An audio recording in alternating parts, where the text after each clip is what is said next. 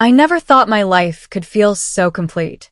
Sitting across from Ethan at our favorite rooftop restaurant, I felt the kind of happiness I thought only existed in movies. "You look beautiful tonight," he said, eyes glinting under the city lights. "I could say the same about you," I replied, smiling. His hand brushed mine, casual but intimate. "You always know what to say, Bella." His grin made my stomach flutter. I laughed, but a tiny part of me hesitated. There had been whispers at work, odd glances from colleagues, messages that disappeared too quickly. But I brushed them off. He was Ethan Blackwell, charming, perfect mine. So, he leaned closer. "When are we moving in together?" I felt my heart race. "Soon," I suggested. "Soon," he confirmed, like a promise. But even as he said it, I noticed his phone light up on the table. He didn't look. He never looked when Clara messaged him. I shook it off. Paranoia, I told myself. "Bella, you're quiet tonight." "I'm fine," I said, forcing a smile. I didn't want to ruin this perfect evening. "Are you sure?" Ethan's eyes softened, but I felt a strange unease. I nodded. "Yes." Just thinking. Later, Maddie called. "Bella, you won't believe the gossip at work today," she gushed. "I'm at dinner," I said, glancing at Ethan. He was checking the skyline like he didn't care. "Don't be late tomorrow. I'll be at your place early." "Sure, Maddie. Love you." "You too." She hung up before I could protest. Ethan noticed me frowning. "Everything okay?" "Yeah, just my sister." He laughed, charming and dismissive. "Maddie will always be a little dramatic." I smiled, but a pang of guilt struck me. Maddie had always been slightly jealous of Ethan and me. She'd never said it out loud, but I could feel it in the way she watched us. The waiter brought our desserts, and Ethan made a joke that had me laughing so hard I nearly cried. It was perfect. This, I thought, was my life. Then my phone buzzed.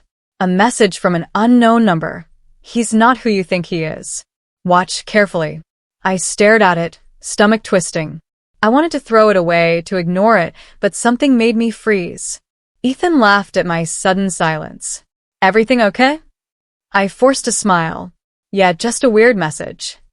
He raised an eyebrow but said nothing. I tucked the phone away, my heart heavy with an unspoken worry. That night, I lay in bed, replaying our laughter, our whispered dreams, and that single, disturbing message.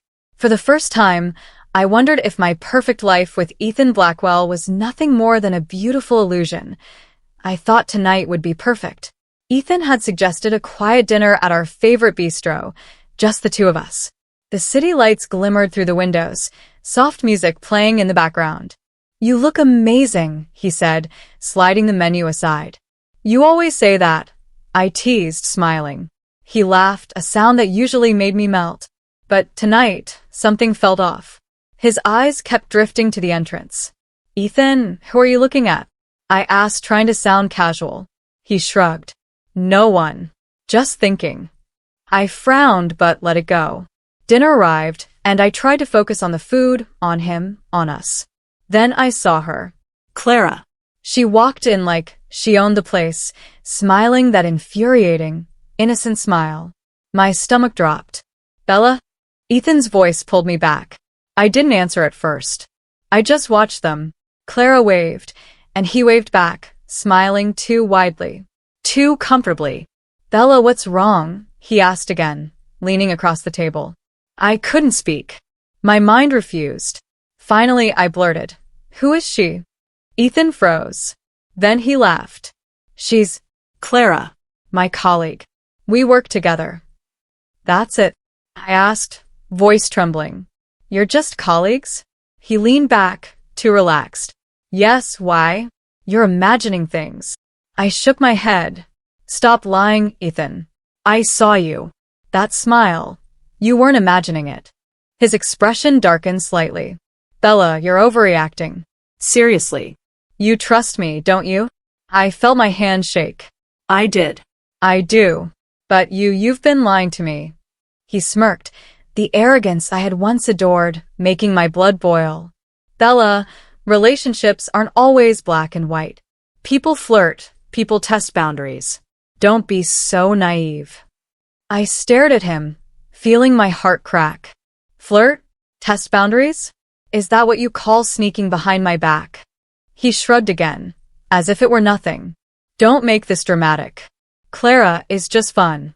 You don't have to get upset over everything.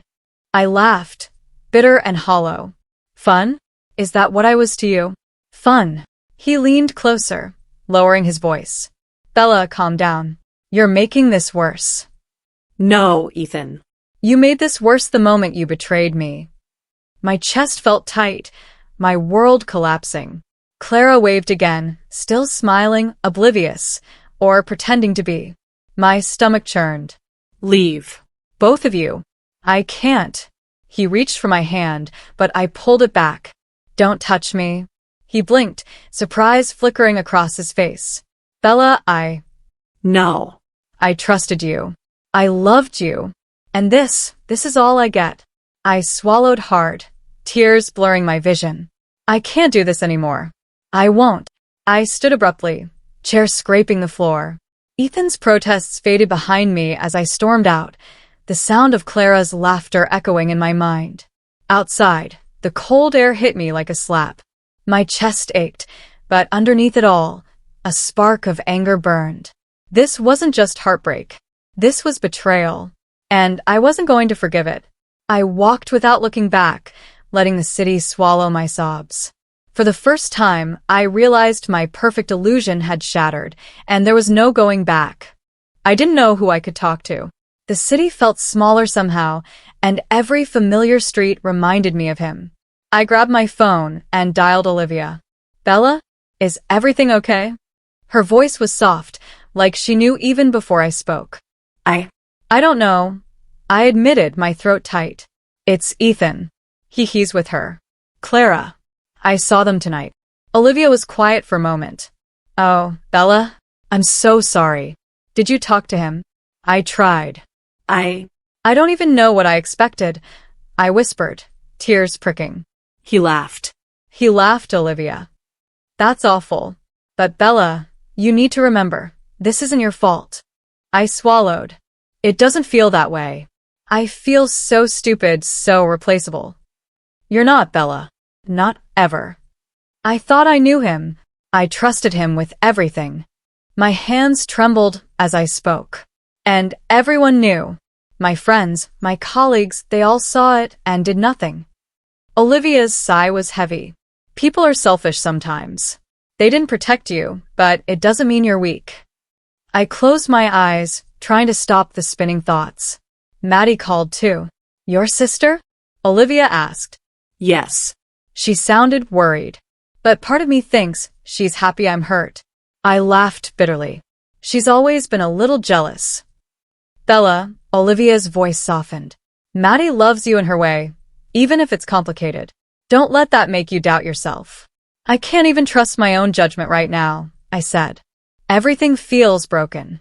You will, Olivia said firmly. You're stronger than you think.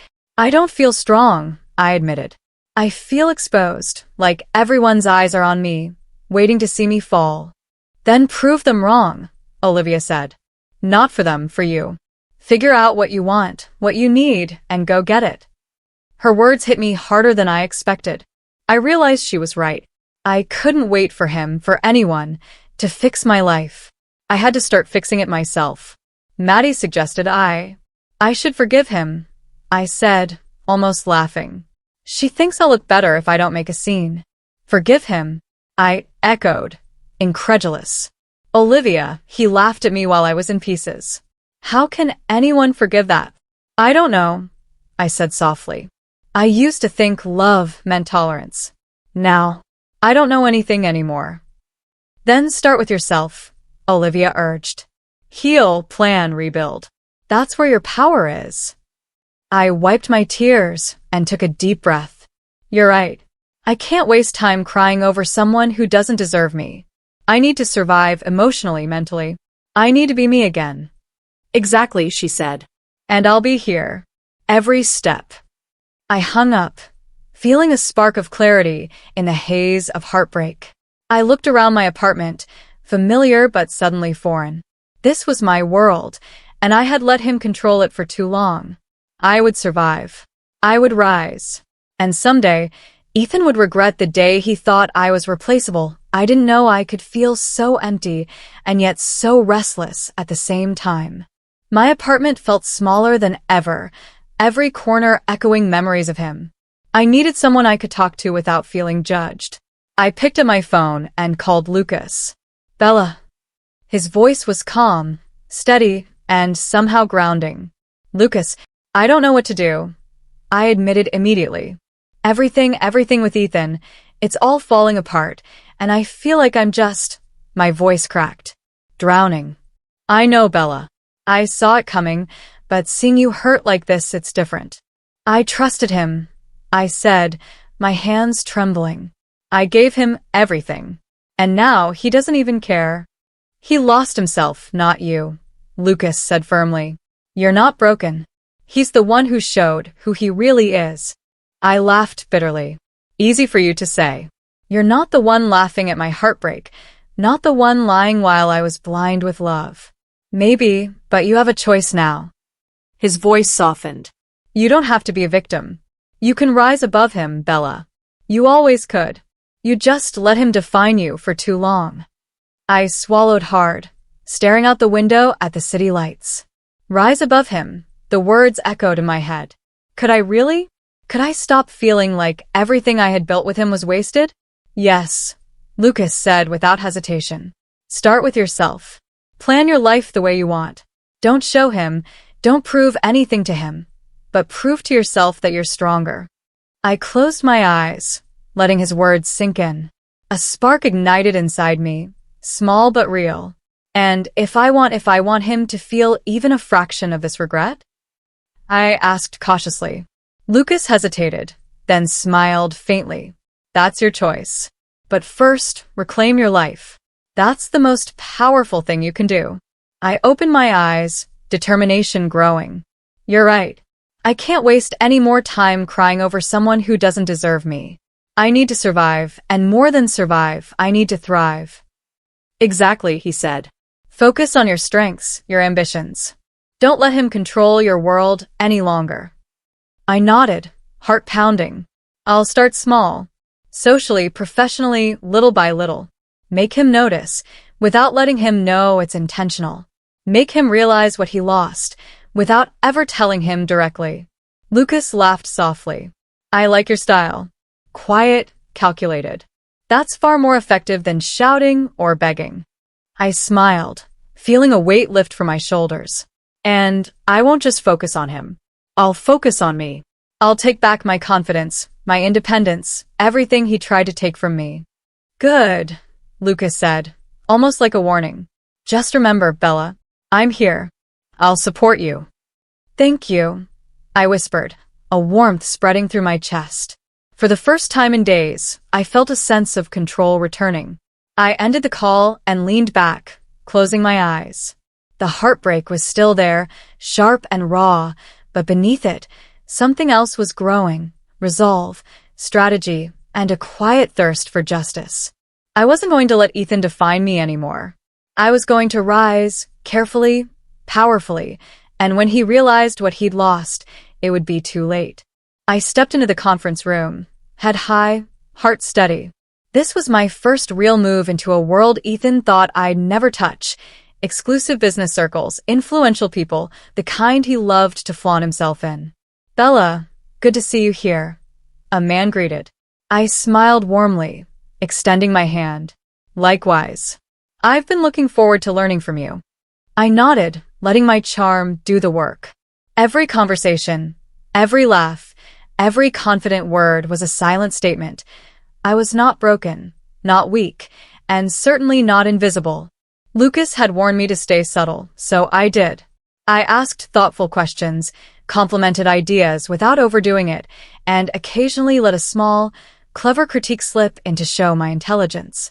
The room noticed. Whispers reached me, subtle acknowledgments of my presence. A familiar voice cut through my thoughts. Bella. I turned to see Ethan standing at the edge of the room, phone in hand, eyes sharp. My chest tightened, but I smiled, perfectly calm. Ethan, I said sweetly, I didn't expect to see you here. I could say the same, he replied, attempting casual. Thought you'd be at home sulking. I laughed lightly, hiding the satisfaction bubbling inside me. Not sulking. Learning. Growing. You should try it sometime. He frowned, stepping closer. You've changed different somehow. I tilted my head, letting the smallest smirk escape. Maybe. Or maybe I was just invisible before.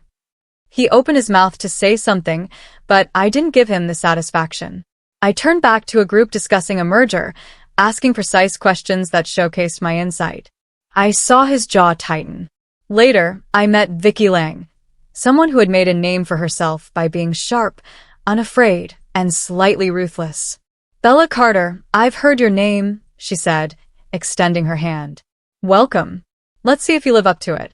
I hope I do, I replied smoothly, masking the calculation behind my eyes. Vicky was smart, ambitious, perfect to observe, maybe even align with later. Between meetings, I noticed Ethan lurking at the edge, attempting to catch my attention with subtle gestures, trying to engage others in whispers that I was there. He hadn't approached me directly yet, and I relished the quiet power of my absence. At lunch, Lucas joined me. I see him noticing, he whispered, smirking. I feel it, I admitted. But he doesn't know half of what I'm planning. Let him stew in uncertainty. You're good, Lucas said. Better than I imagined. That calm, confident it suits you. I leaned back, enjoying the warmth of his approval. I've learned that subtlety is more powerful than confrontation. Let him chase shadows while I build my reality. By the end of the day, Ethan's eyes followed me wherever I went. I answered politely when approached, never giving too much away. Each smile, each word, each intelligent question was a small reminder. I was no longer his to control. Walking out, I felt a rush of exhilaration. I was moving forward, taking small, deliberate steps, planting seeds of influence, curiosity, and silent revenge. Ethan's presence still lingered in my mind, but it no longer had the power to frighten me. Instead, it fueled me. This was only the beginning. My first strike was subtle, but it had landed, and I was ready for more. I heard about Ethan's latest stunt before I even saw him. Friends whispered at the gala, trying not to stare too obviously. He was flaunting Clara like she was a trophy, holding her hand, laughing a little too loudly, leaning into every camera with exaggerated charm. Lucas nudged me as we observed from across the room. Look at him. Does he really think this will get to you? I think he wants it to, I said quietly, sipping my champagne. But he has no idea what's coming. Clara floated beside him, smiling sweetly, tilting her head as if she were an innocent angel. I watched her carefully. There was something forced in her smile, too calculated, too precise. Later, I overheard her speaking to a socialite nearby. Oh, Ethan? He's generous, but sometimes he forgets how important appearances are. Don't worry, I keep him in line. I felt a flicker of amusement. She wasn't the innocent girl everyone thought she was. She was ambitious, manipulative, and completely dependent on Ethan's status. Ethan caught my eye across the room and waved, a smug grin plastered on his face. I didn't wave back. I turned to Lucas, whispering, He's trying so hard. Look at him, thinking I'll crawl back. Lucas smirked.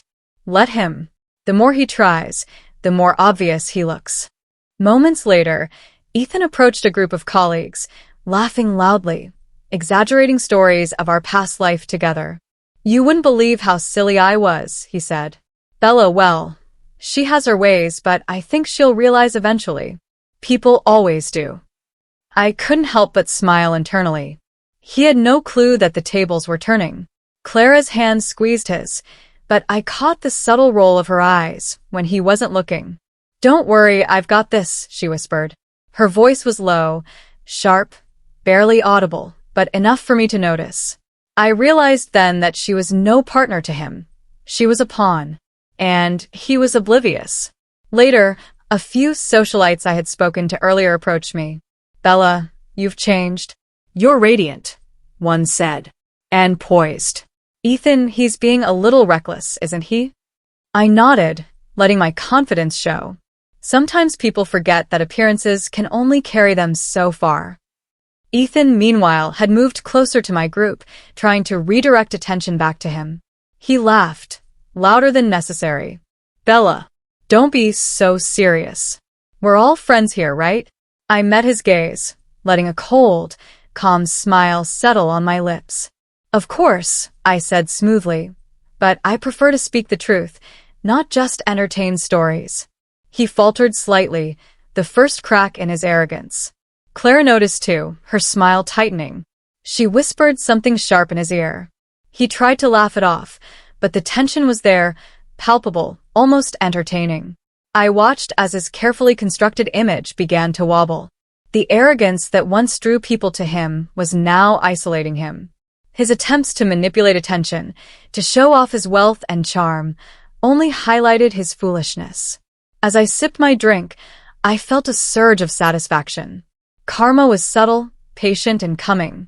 I didn't need to act yet. He was unraveling on his own, and I would witness it quietly, fully in control. Clara's ambition and his blindness had set the stage, and I was ready to watch the consequences unfold. I walked into the conference room, my folder clutched tightly against my chest.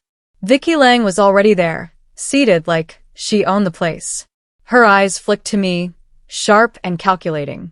Bella Carter, she said smoothly. I've heard a lot about you. Let's see if you're worth the hype. I smiled, calm but alert. I hope I live up to expectations, Vicky. But I warn you, I don't back down easily. Her lips curved into a thin smile. We'll see. The meeting started, and I laid out my proposal. Each word was measured, each point precise. I felt her gaze drilling into me the whole time, but I refused to show hesitation. I'm not convinced, Vicky said finally, leaning back. Your projections are optimistic at best. There are too many unknowns. This isn't a risk I'd take lightly. I understand your concerns, I replied smoothly.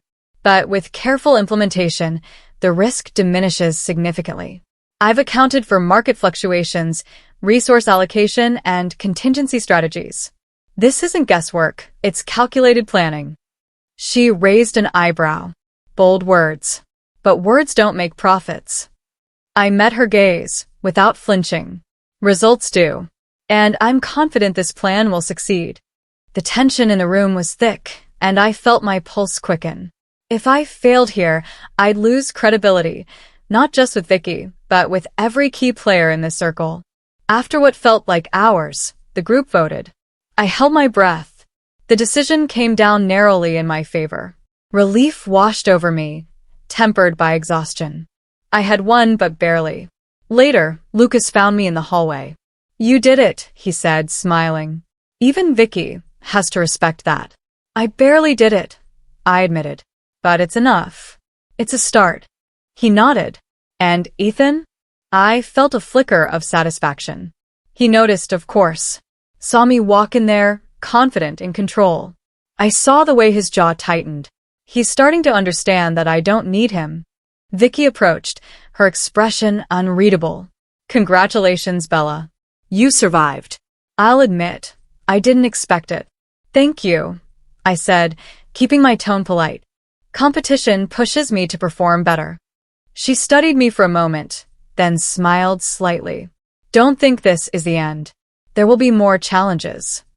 I look forward to them, I replied. The rest of the day was a blur of calls, emails, and strategic adjustments. Personal setbacks kept popping up, vendors delaying deliveries, last-minute changes in agreements, but I adapted. Each obstacle felt like a test, and I refused to fail. By evening, I leaned back in my chair, exhausted but exhilarated. I realized something important. Resilience wasn't about never facing challenges. It was about facing them, adapting, and pushing forward. Lucas sat across from me. You've changed, Bella. The Bella who cried over Ethan, she's gone. This one, she's unstoppable. I smiled, feeling a rush of strength. Maybe. But I won't let him, or anyone else, think they can control me again. I'll rise quietly, strategically. And when the time comes, Ethan will see exactly what he lost. Sounds like a plan, Lucas said, a faint hint of admiration in his voice. I leaned back, looking out the window at the city lights. Tomorrow would bring new challenges, new obstacles, but for the first time, I felt ready. My first real victory was mine, and the power shift had begun. Ethan's envy, his arrogance, his illusions, they would all crumble in time. And I would be standing tall when it happened that I had waited for this moment, months of planning, patience, and observation. Ethan thought I would return, thought I would beg, thought I was still vulnerable. Tonight, I would show him how wrong he was. The charity gala was perfect, a room filled with influential people, whispers of wealth, and the right mix of curiosity and gossip. I stepped inside, confident, radiant. Lucas followed quietly, just enough for support. Ready, he whispered. As I'll ever be, I replied. Ethan noticed me immediately. His jaw tightened when our eyes met. Clara's hand instinctively clutched his arm. He smiled, a tempting charm. Bella, you're here. I didn't expect it. Neither did I said softly, letting the words drip with calm authority. He glanced around, probably expecting others to intervene, to cheer him, to shield him. I could see the flicker of uncertainty in his eyes. I found the perfect moment. During a casual toast, I raised my glass, addressing the group with a smile. It's amazing to see so many people here, supporting the cause. And it's inspiring to witness honesty and leadership, something I've come to value greatly after recent experiences. Heads turned. Ethan's eyes narrowed. He looked around, trying to gauge who I meant. I've learned that loyalty isn't about appearances, I continued, letting my gaze sweep subtly toward him. It's about integrity, honesty, and trust. Without them, even the brightest image can crumble. The room fell silent. A few socialites exchanged looks, realizing the implication. Ethan opened his mouth, but no words came out.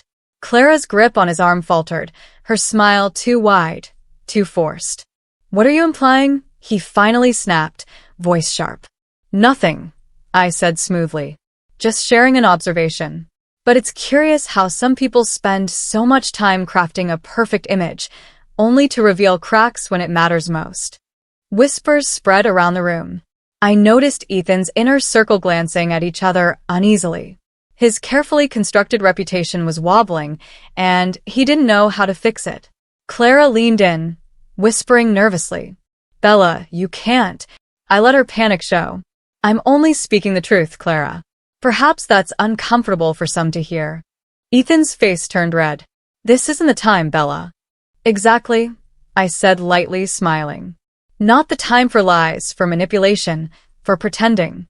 Some of us value authenticity, even if it's uncomfortable to admit. I raised my glass again, letting the silence stretch just long enough. Ethan's hands clenched at his sides. Clara's usual composure cracked completely. Later, Lucas whispered, You didn't even have to say their names.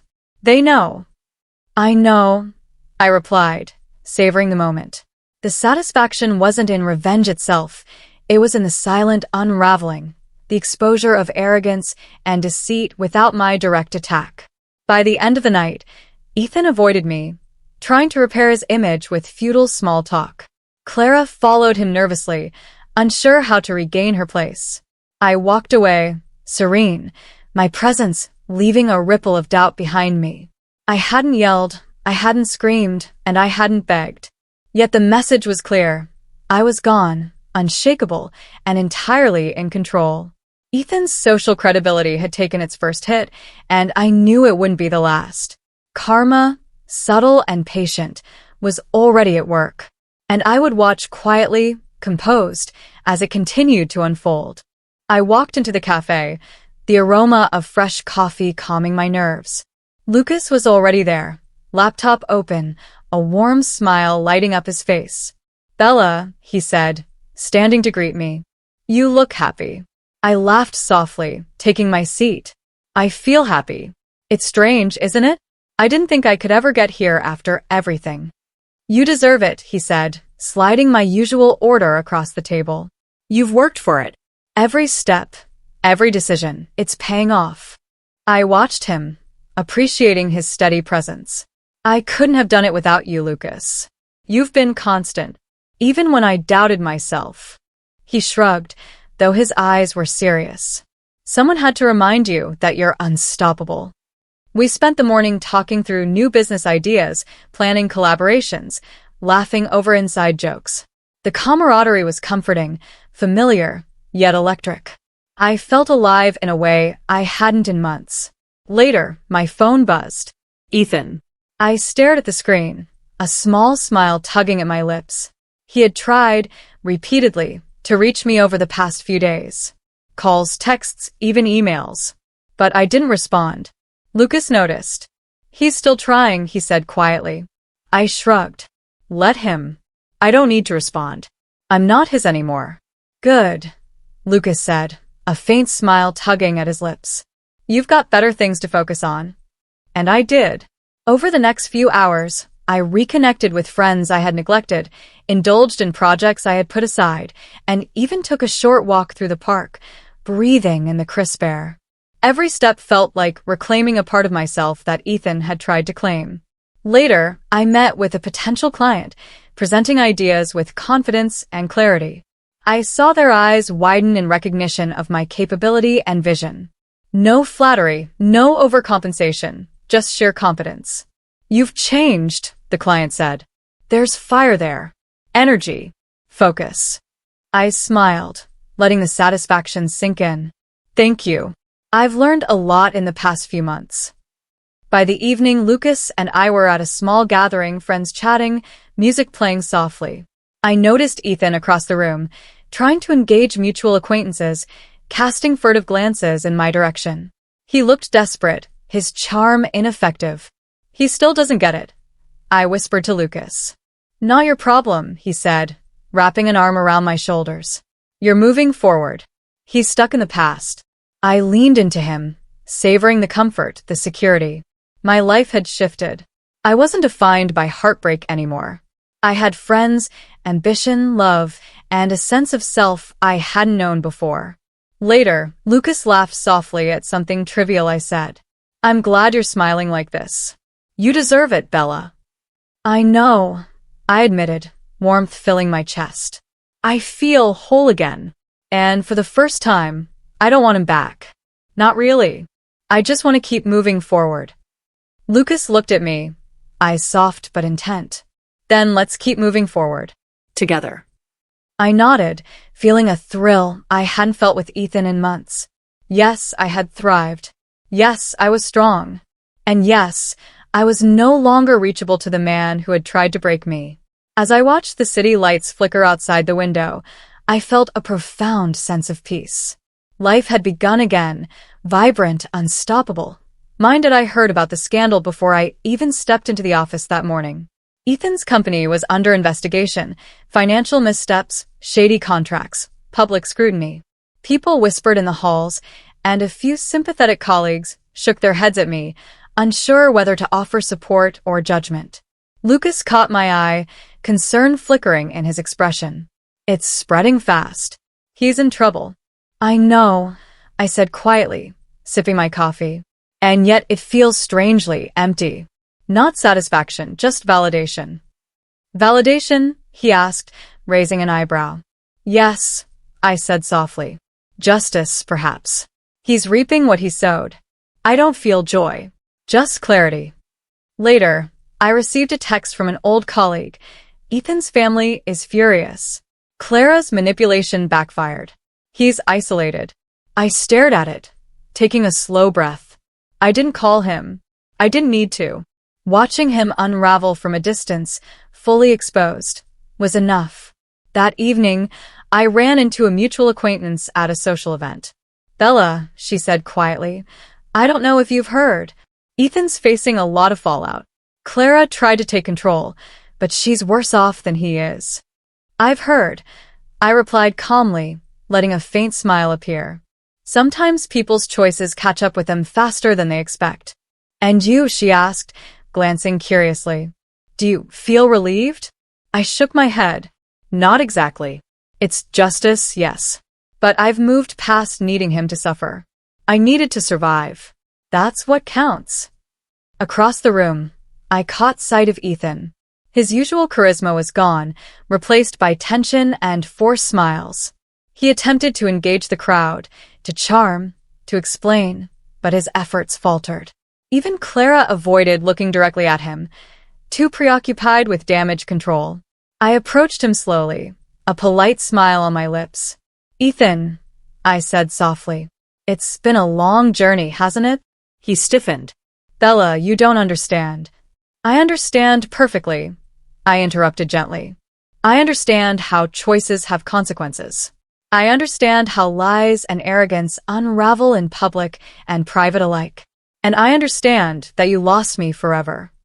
His face went pale. I never thought. "You never do," I said quietly.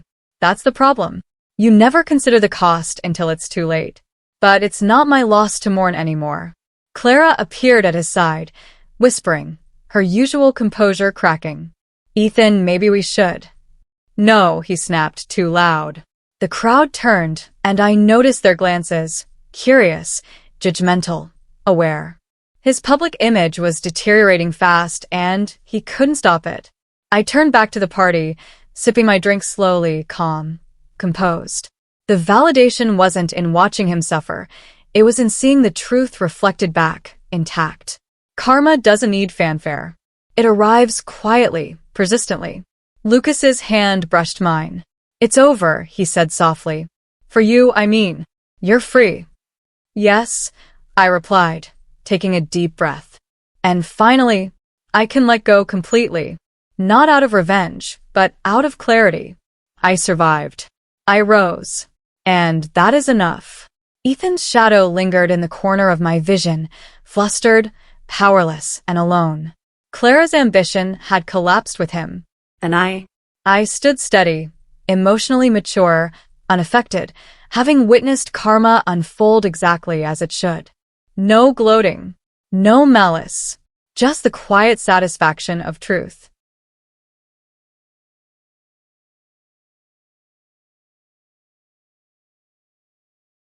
I stood at the edge of the pier, the early morning sun spilling gold across the water. Waves lapped gently against the wooden posts, and I felt the familiar ache of old memories, of laughter, of love, of betrayal. "Bella," Lucas said softly, coming up beside me. "You're quiet this morning." "I'm remembering," I admitted, eyes on the horizon. All of it, the heartbreak, the anger, the nights I thought I'd never recover. And yet, here I am. "You've come a long way," he said, voice steady, reassuring. "I've watched you grow through it all. You're remarkable." I smiled faintly, letting a small laugh escape. I didn't think I would be. I thought I'd crumble. But I learned to survive, to trust myself, to rise quietly and fully. He shifted closer. "And you didn't just rise. You thrived." I've never seen someone reclaim their life so gracefully. I looked at him, my heart warming. I couldn't have done it alone. "You've been my anchor, Lucas. Even when I doubted myself, you believed in me." "I believe in you," he said simply, eyes meeting mine. "I always have." I felt the weight of the past lift slightly. "Do you think we?" I hesitated. "Could we start something real?" Lucas smiled, a soft, genuine expression that reached his eyes. "I think we already have. I've felt it for a while, but I wanted to make sure you were ready, that you wanted it too." "I do," I said quietly, a warmth spreading through me. "I'm ready for this, for us, for everything that comes next." We walked along the pier, our hands brushing until they entwined naturally. The sound of the water and distant seagulls created a peaceful rhythm, and I realized how much I had longed for this. Quiet, steady companionship, built on trust, respect, and understanding. "I used to come here with him," I said, voice soft. "When everything was golden, or at least I thought it was. I thought I'd lose myself completely when it ended. But standing here now, I don't feel that pain anymore." "Not the same way." "You've grown stronger," Lucas said. Stronger than you realize. And smarter. You know what matters now and what doesn't. I nodded, letting my eyes drift across the water. I'm leaving the past here, Lucas. The hurt, the betrayal, all of it. It belongs to the past, not to my future. He squeezed my hand. And your future looks brighter than ever. I breathed deeply, feeling a rare, calm sense of peace. The woman who had cried, feared, and doubted herself had transformed. I had faced heartbreak, betrayal, and humiliation, yet emerged wiser, stronger, and ready for whatever life offered next. Let's leave it behind, I said, dropping a small, smooth stone into the water, watching it sink slowly. Everything that held me back gone. Lucas smiled, warmth in his eyes. Together, then? Together, I agreed, feeling light, free, and alive. The sun climbed higher, illuminating the water, the pier, and us. I finally felt it, the quiet, unshakable peace of someone who had survived, risen, and reclaimed her life. And for the first time in years, I smiled at the future without fear. I stood on the balcony of my new apartment, the city sprawling beneath me, lights flickering like tiny stars. The air was crisp, carrying the faint hum of life below. I took a deep breath, savoring the moment. Freedom never smelled so sweet. Lucas stepped beside me, coffee in hand. You're quiet, he said, smiling. I'm just enjoying this, I replied, glancing at him. Months ago, I couldn't have imagined feeling this calm, content. It's surreal. You've earned it, he said, handing me a cup. Every hard step, every challenge, it led to this. You didn't just survive, Bella. You thrived. I smiled, warmth spreading through me. I feel unstoppable now.